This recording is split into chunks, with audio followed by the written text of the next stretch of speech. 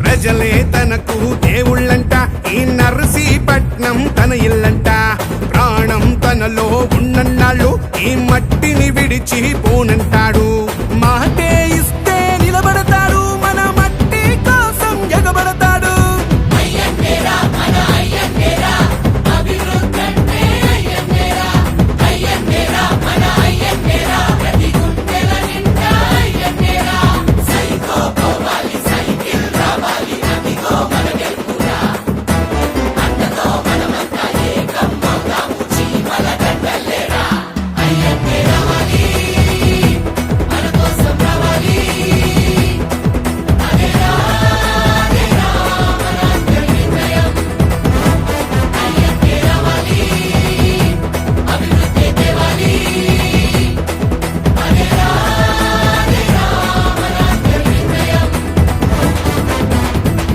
ఆంధ్రుల హక్కులను కాపాడేందుకు